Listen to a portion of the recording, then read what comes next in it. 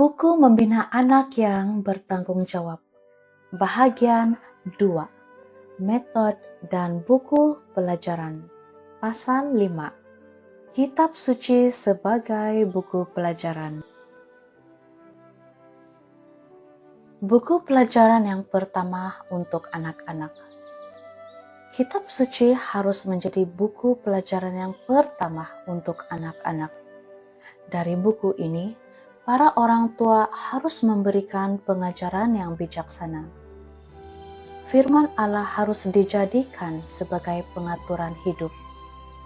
Darinya anak-anak harus belajar bahwa Allah adalah Bapa mereka, dan dari pelajaran yang indah dari sabdanya itu, mereka harus memperoleh suatu pengetahuan tentang tabiatnya. Melalui pengajaran yang terus-menerus akan prinsip-prinsipnya, mereka harus belajar untuk melakukan keadilan dan kebenaran.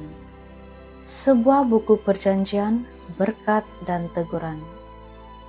Ibu harus memelihara pikirannya, tetap segar dan dipenuhi dengan janji-janji, serta berkat-berkat firman-Nya, dan juga mengetahui hal-hal yang dilarang, agar supaya bila mana anak-anaknya berbuat salah, ia dapat menghadapkan firman Allah sebagai satu teguran dan menunjukkan kepada mereka bagaimana mereka telah mendukakan Roh Allah. Ajarkan kepada mereka bahwa persetujuan dan senyuman Yesus lebih berguna daripada sanjungan dan pujian, serta persetujuan orang yang paling kaya, orang yang paling tinggi, orang yang paling terpelajar di dunia ini.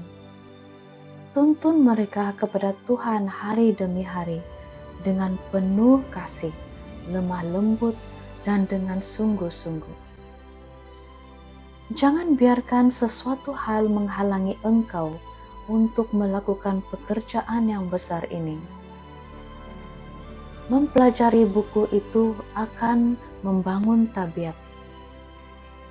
Pelajaran dari kitab suci mempunyai suatu pengaruh moral dan keagamaan terhadap tabiat apabila sekaliannya itu dipraktikkan dalam kehidupan yang praktis.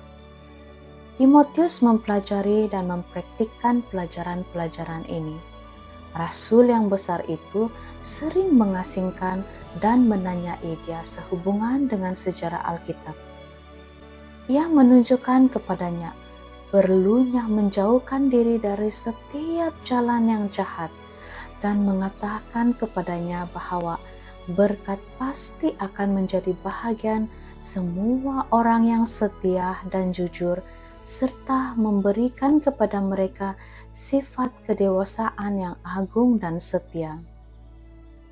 Sifat kedewasaan yang agung dan baik dalam segala hal tidaklah datang secara kebetulan. Hal itu adalah merupakan hasil proses pembentukan pembangunan tabiat pada tahun-tahun pertama dalam kehidupan orang muda, dan dipraktikkannya hukum Allah di dalam rumah tangga. Allah akan memberkati semua usaha orang yang setia mengajar anak-anak mereka sebagaimana yang telah diperintahkannya. Buku itu menghadapkan kasih Allah sebagai satu tema yang menyenangkan. Anak-anak di dalam setiap keluarga harus dibesarkan dalam asuhan dan nasihat Tuhan. Kecenderungan-kecenderungan yang jahat harus dikendalikan, sifat-sifat jahat harus dikalahkan, dan anak-anak harus diajar bahwa mereka adalah milik Tuhan yang telah dibeli oleh darahnya sendiri yang amat mahal itu, dan bahwa mereka tidak dapat menghidupkan suatu kehidupan yang penuh kepeleseran dan sia-sia, melakukan kehendak dan pikirannya sendiri, dan pada saat yang sama tergolong kepada anak-anak Allah. Anak-anak harus diajar dengan manis budi dan sabar. Biarlah para orang tua mengajar mereka tentang kasih Allah dengan cara sedemikian rupa sehingga hal itu akan menjadi suatu tema yang menyenangkan di dalam lingkungan rumah tangga. Dan biarlah sidang jemaat memikul tanggung jawab untuk memberi makan anak-anak domba ini sebagaimana halnya kawanan domba itu.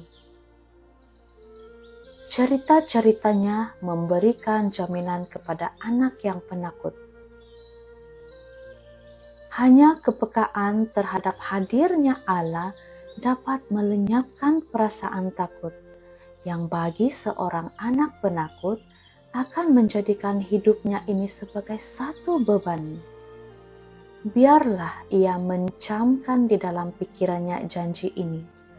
Malaikat Tuhan berkemah di sekeliling orang-orang yang takut akan Dia, lalu meluputkan mereka. Biarlah ia membaca cerita yang ajaib dari hal Elisa di pergunungan itu, dan di antara dia dengan bala tentara musuh yang bersenjata itu, terdapat satu bala tentara malaikat yang amat hebat mengelilinginya. Biarlah ia membaca bagaimana kepada Petrus di dalam penjara dan telah dijatuhi hukuman mati, malaikat Allah telah menampakkan diri, bagaimana melewati pengawal yang bersenjata, pintu-pintu gerbang besi yang besar dengan kunci dan palangnya. Malaikat itu telah memimpin hamba Allah keluar dengan selamat. Biarlah ia membaca tentang peristiwa di laut itu pada waktu kepada para awal kapal dan serdadu yang sedang diombang-ambingkan oleh topan, letih oleh kerana kerja keras, menjaga dan lama berpuasa. Paulus yang tertawan itu dalam perjalanannya menuju ke pengadilan dan penghukuman mengucapkan kata-kata yang penuh semangat dan harapan. Tetaplah tabah, sebab tidak seorang pun di antara kamu yang akan binasa. Kerana tadi malam seorang malaikat dari Allah, yaitu dari Allah yang aku sembah sebagai miliknya, berdiri di sisiku, dan ia berkata, "Jangan takut Paulus, engkau harus menghadap Kaisar, dan sesungguhnya oleh karunia Allah, maka semua orang yang ada bersama-sama dengan engkau di kapal ini akan selamat kerana engkau." Di dalam iman akan janji ini, Paulus memberikan jaminan kepada sahabat-sahabatnya. Tidak seorang pun di antara kamu akan kehilangan sehelai rambut pun dari kepalanya. Demikianlah jadinya. Oleh sebab di atas kapal itu ada seseorang yang melalui dia Allah dapat bekerja, maka seluruh tentara dan awak kapal orang kafir itu pun diselamatkan. Demikianlah mereka semua selamat naik ke darat. Semuanya ini ditulis bukan semata-mata supaya kita bisa membaca dan mengaguminya sahaja, melainkan agar iman yang sama yang bekerja di dalam diri hamba Allah pada zaman dulu itu bisa bekerja juga di dalam diri kita. Dengan cara yang sama mencoloknya seperti yang telah dilakukannya pada saat itu, demikian pula ia akan bekerja sekarang ini jikalau ada hati yang penuh iman untuk menjadi saluran kuasanya. Teguhlah di dalam iman dan ajar anak-anakmu bahwa kita semua ini bergantung kepada Allah.